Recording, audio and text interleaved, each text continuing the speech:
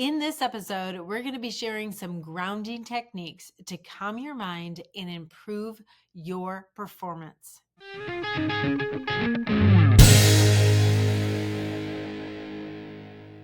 All right. Thank you. Welcome to tonight's episode of Therapist Mom with me, Dr. Jodi, and I'm Lily.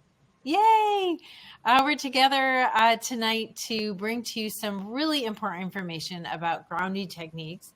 And so before we start talking about grounding techniques and things that you could do, let's tell you what they are and why you would want to use a grounding technique in the first place.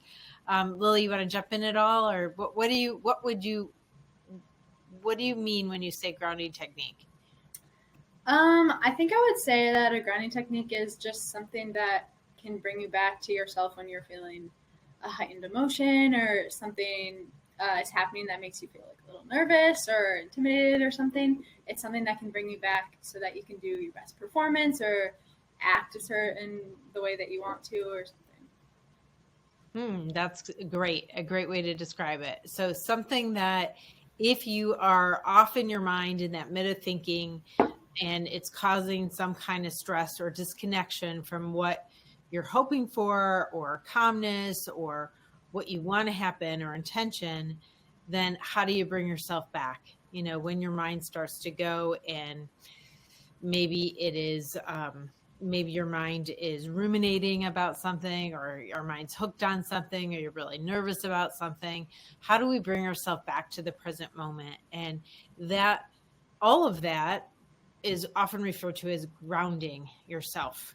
And that's a metaphor about kind of connecting into the earth. If you think about that metaphor of your feet like going down and rooting into the earth, you're stable, right? So that metaphor suggests stability with this great Mother Earth, this solid piece of rock. And as opposed to if you're off in your head, you're kind of like flighty and you're up in bubbles and in the air. And so the metaphor of grounding helps you feel solid, secure, stable. Doesn't it sound good? Especially when you're feeling that way. So good. I'm wondering though, I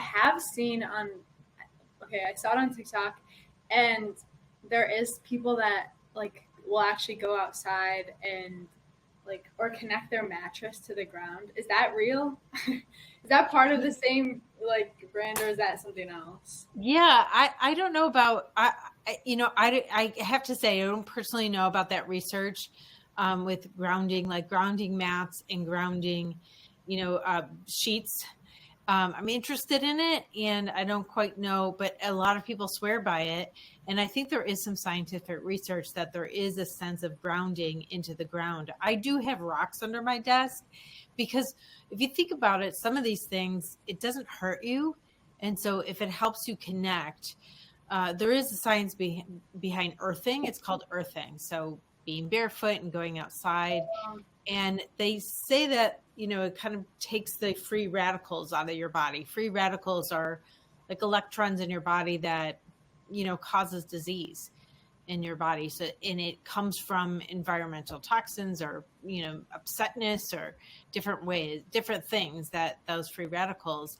And so it's a way to kind of take away those free radicals and with consequence of calming your body. Gotcha. Very cool. Yeah, grounding is cool because it connects you with the earth, and that's always that is always cool. In my eyes, you've grown up with me, and you know that is something that I always appreciate. So, so what are some situations where you think that people would benefit from grounding techniques? Let's see if we can name some. An interview would be good. An audition would be good. Maybe even like a test. Also, if you're maybe like meeting someone, like a date would be good. But also, if you're like hanging out with a certain person that maybe has like bothered you in the past, or they say things that maybe irk you or something, that can help so that you like stand your ground a little bit more before, I think. Ooh, that's great. So in preparing to do all of these things that might cause some stress for you, it'd be good to do some grounding techniques before you go into those situations. That's what you're saying. Yes. And then what about if you're already feeling upset? And it could be for a lot of different reasons. Maybe you're just worried about something happening. Maybe you're having a flashback from something that happened in the past, or you're feeling a little nervous, or, you know, you have anxiety. And so you're feeling some anxiety about something. That's another good time to do it, because really what a grounding technique does is it settles your nervous system. Sorry. So it calms all your emotion. Go ahead. I just dropped something.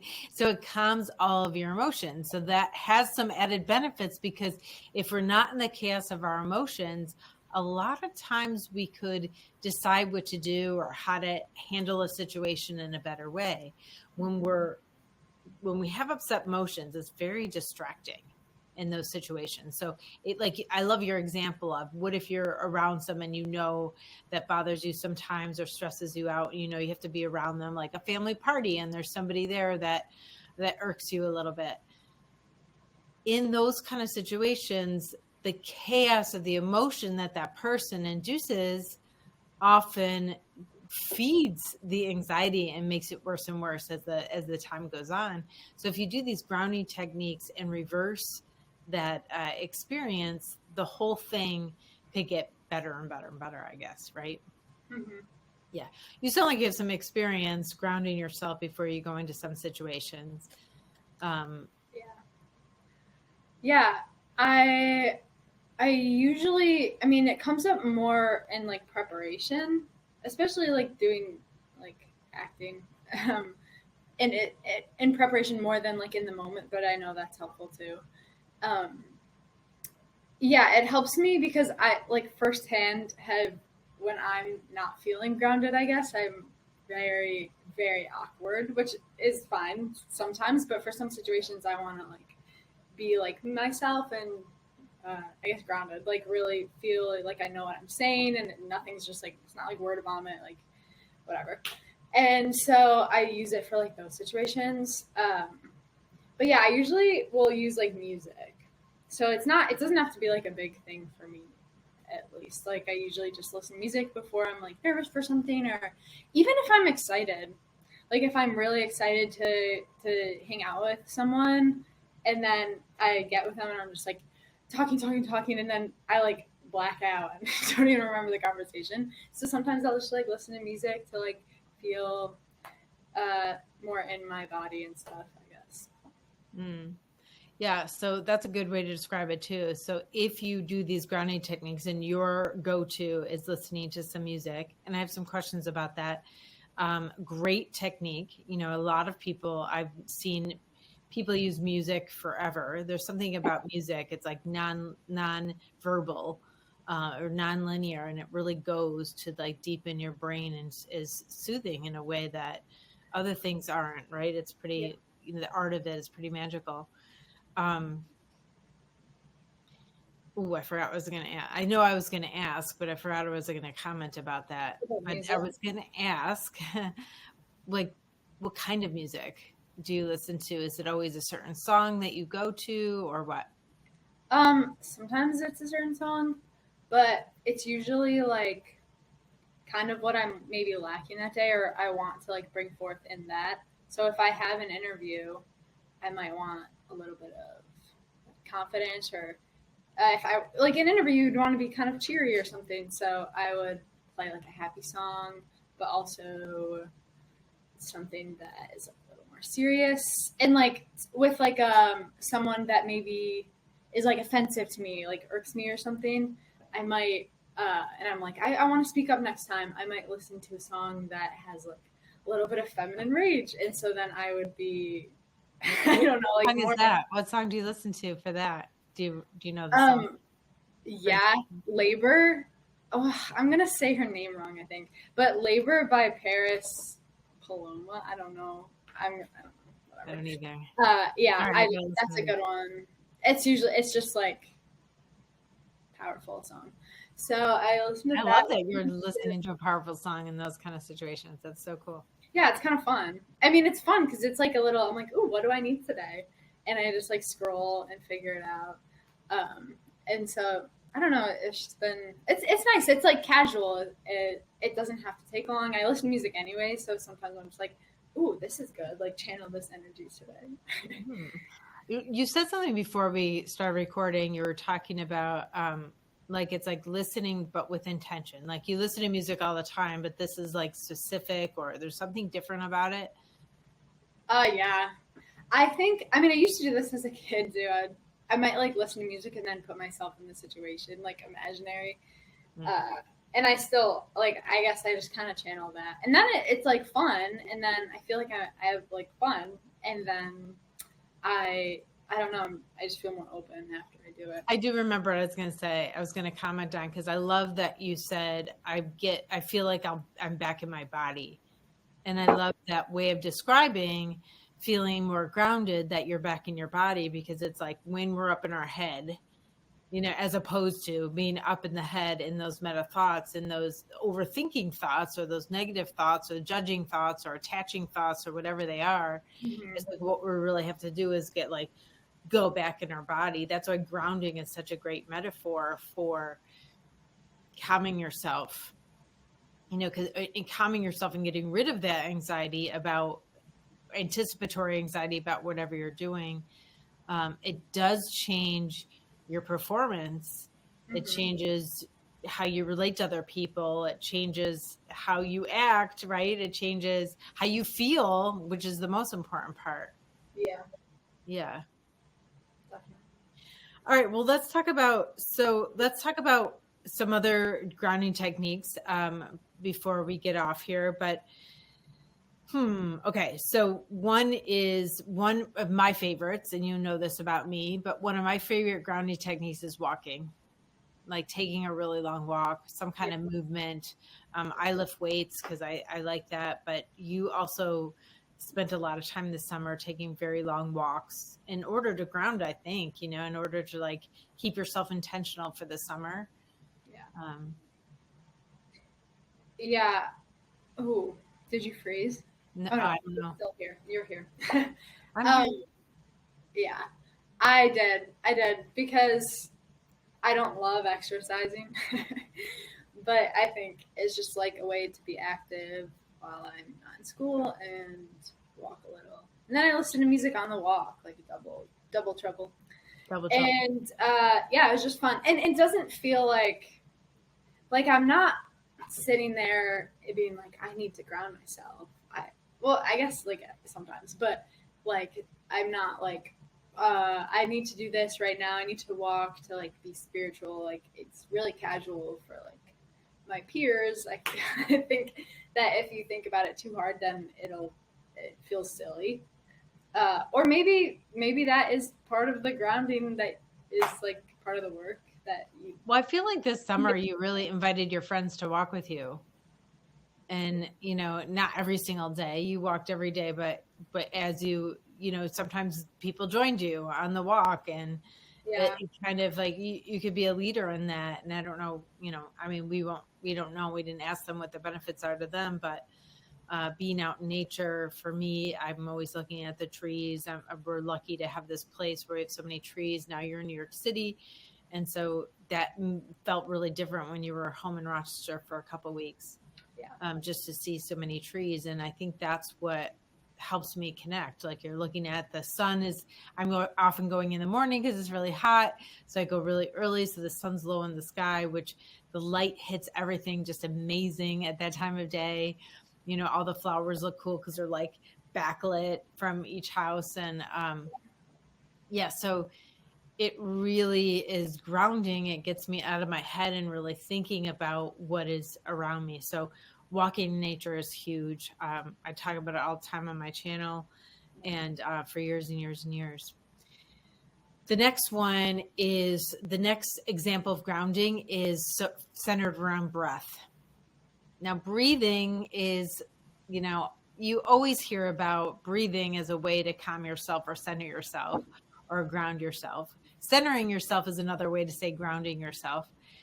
You know, coming to the center, coming to the present moment. It's the same as like grounding is like one direction and it's connected to the earth, but centering doesn't have directionality. So it's just the same metaphor, different word, same metaphor for the same thing. So breathing is quite often part of a grounding practice because it calms the nervous system. And there are tons of ways to breathe to calm your mind and improve your performance, because when you're centered or when you're grounded, your performance is better because your anxiety is not taking up so much bandwidth, and all of your bandwidth is going into your performance, either for the test or for the interview or for the audition or whatever, right? Or performance that you're doing. So breathing is always on the list of grounding techniques. And a lot of times I like to add like a pattern to breathing, because I don't know if you use breathing at all, Lily, for grounding. Do you use that?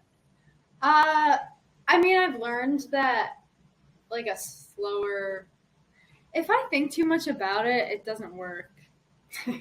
Like if I'm like breathing and meditate, like that's never worked. And so, no, I don't really. So is it like, I usually just your mind just keeps wandering if you try to clear your mind too long? Like it just goes into net. Yeah, I'm like, is this working? Like it feels silly. And that's what I was also gonna ask you. That like, do you have like kids as clients, and they're like, I don't want to do that?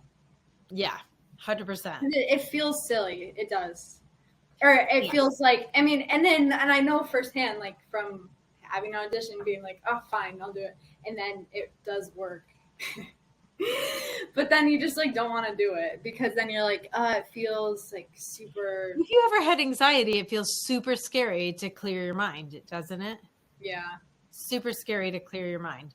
And so that is, so that's why it's such a problem, is because we're, when we are quiet, when our mind's quiet, then negative thoughts could come in. And if you're an overthinker, which this whole generation we're a generation of overthinkers, because our culture has trained us to overthink.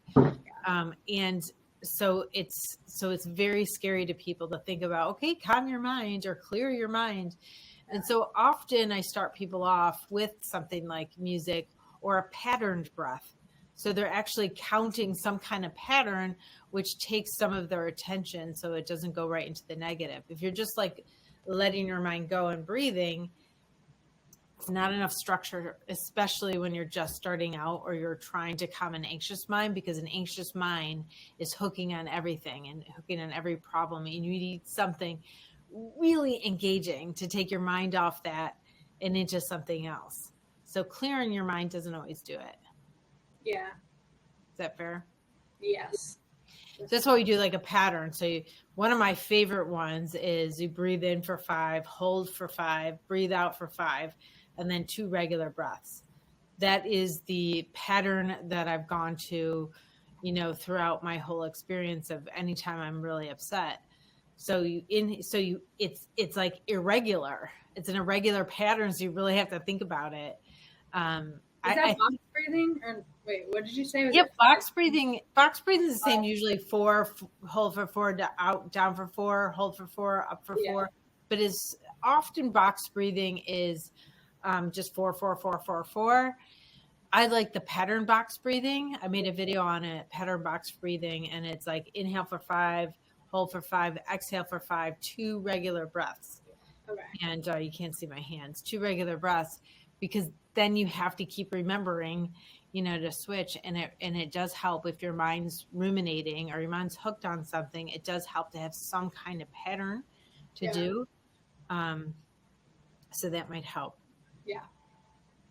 Yeah. One time I went to a meditation teacher to learn meditation, because I was also, I wrote my book about anxiety, and I've had experience with anxiety because I talk about it in my books.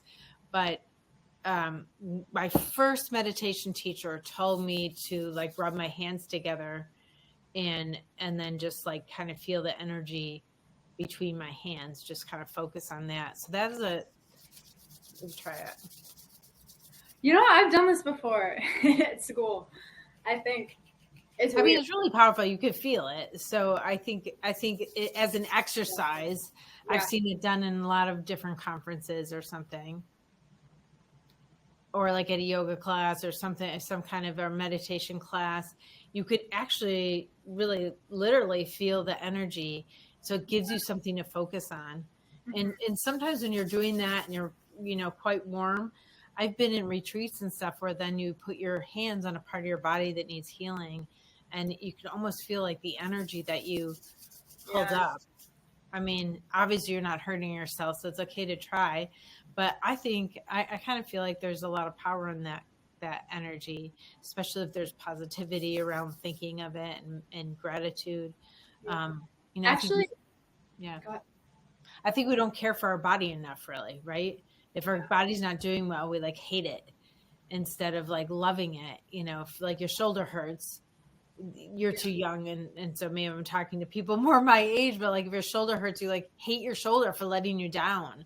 And really that shoulder needs love, love and care and attention. Like the poor shoulder, it doesn't want to hurt.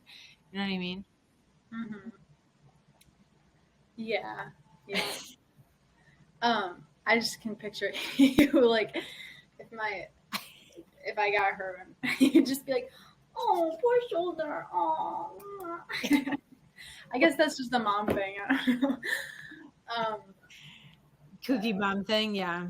But also at school, I mean, a lot of this stuff relates to things they teach you in art school, because we call it, like, we do that a lot every time we we'll do some sort of like stretch or something, or sometimes we massage ourselves, like different parts of our body, and we'll like bring it. It's called bringing attention to our hands and then touch. So like that's the same thing. I mean, all of that is really practices to get in your body. A lot of in trauma circles, there's a lot more emphasis nowadays in the last 10 years on somatic work. So soma means the body. So somatic work is like physical, releasing the trauma from our physical body. And there's a psychology, a somatic psychology, and it's really about touching and releasing that stuff. And that's hugely beneficial. It's amazing work. And I think, and all of my clients who have had trauma, like I do this work with them because it's important.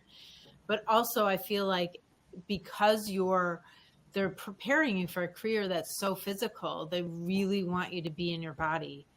And that is what I appreciate about your education, knowing when you share with me those kind of things is like the emphasis constantly is like, get in touch with your body, get out of your head, get into your body. And they really do that a lot. And I mean, not to just like transfer this over to theater school, but I do say a lot that like they work us all the time. The days are really long, like 9-hour days every day for class, and like half an hour lunches. But then I tell people about my classes and they're like, yoga, you know what I mean? And so people are like, oh, like whatever. Basically, it's like a trade-off that they really do. They work us really hard. We have dance classes, whatever. And then we have classes where we just work on breathing or something. So it relates. Yeah. I think that's really great. Okay, so one more. There's two more examples I'm going to give, and so one example is, this is really, you find this all over the place, the 5, 4, 3, 2, 1 method. Have you ever heard of that, Lily? 5 things you see, like that kind of thing. Yeah, exactly. So to get in touch, to be in the present moment, it's really helpful to think about your senses, because your senses are experiencing sensation in the present moment. And so it's the quickest way to get there. When I'm leading people through meditation, I quite often have them connect with their senses first, because it takes us out of our head and into our body. So somebody, and I should know who developed this, but somebody developed this method of thinking about 5, 4, 3, 2, 1, and it's 5 things that you see. So you look around you and think about 5 things, name 5 things in the room that you see. The next is name 4 things that you could touch. So your water, your phone, your book, 4 things that you could touch around you, and then 3 things that you hear. I just said product placement again. Product placement. Yeah. You can touch your book. Oh, what an opportunity to lift my book up. You guys all get this book. Okay, so 5 things you see, 4 things that you touch, 3 things that you hear, 2 things that you smell. And they don't do taste. The last one is 1 thing that you feel, or like an emotion that you feel. So one is that you could touch, and the other feel is to feel something that you feel in the moment. So it's just really bringing you to zero in on the present moment, because worry and stress is like past and future.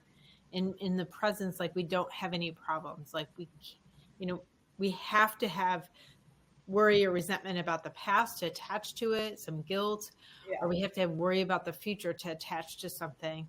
And that's where we get upset.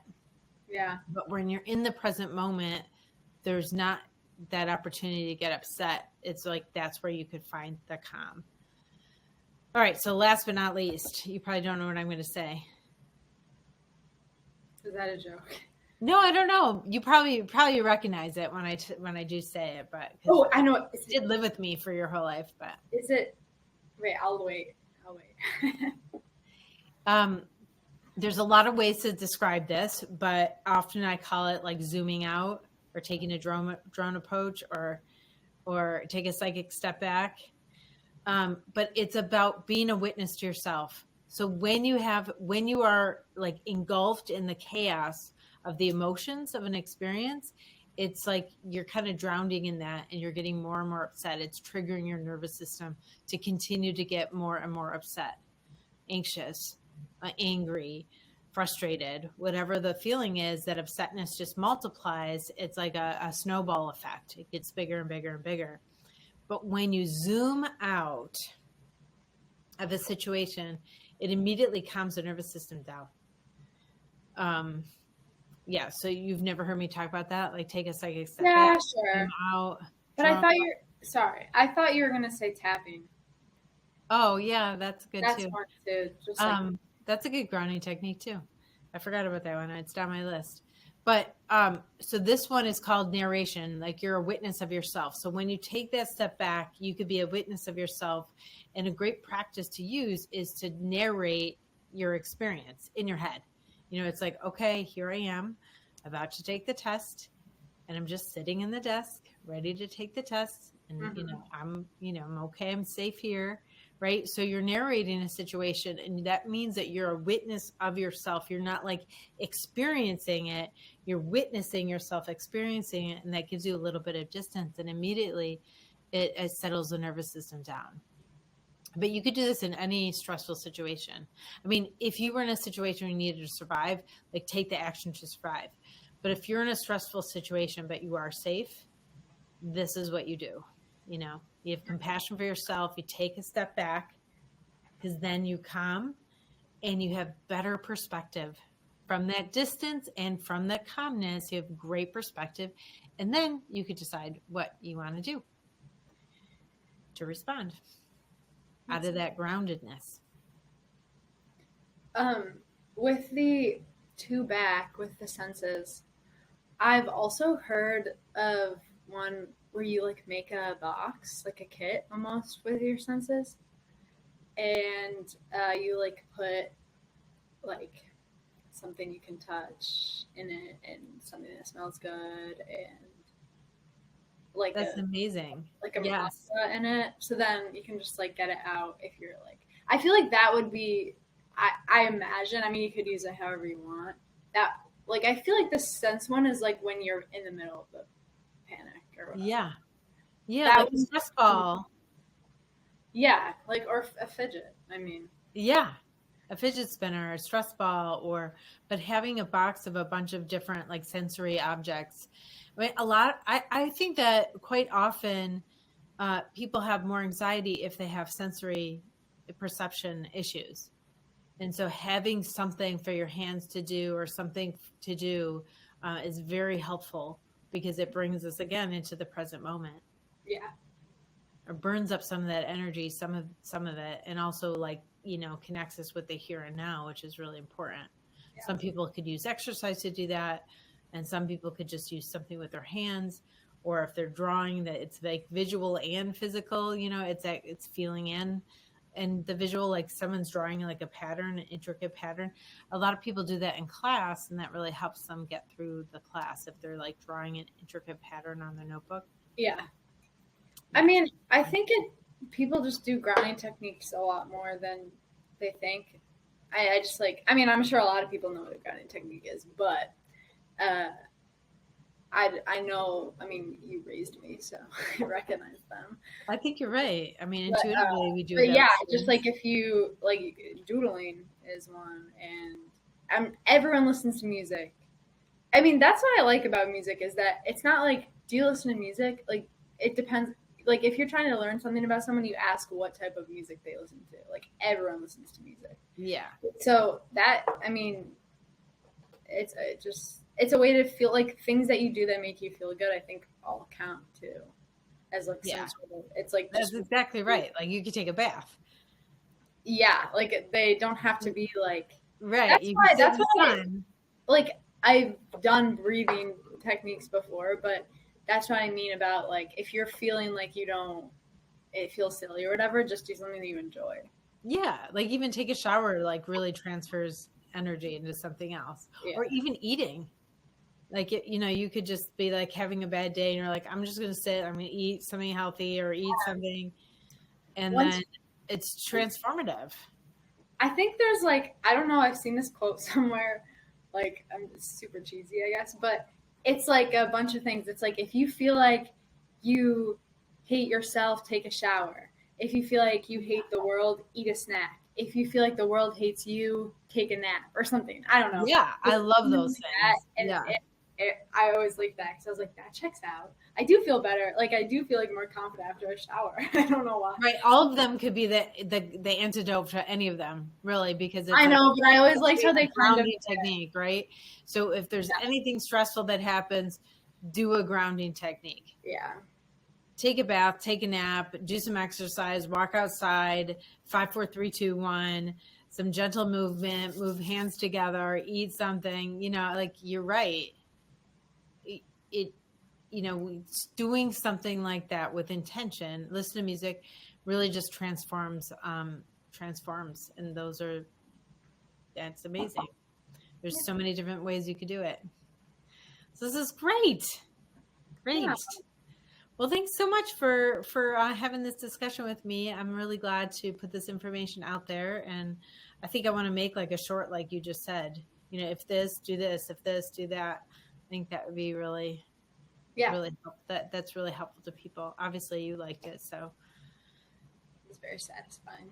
Very satisfying. All right. Well, we are live every Monday at 8 p.m. and I will next week.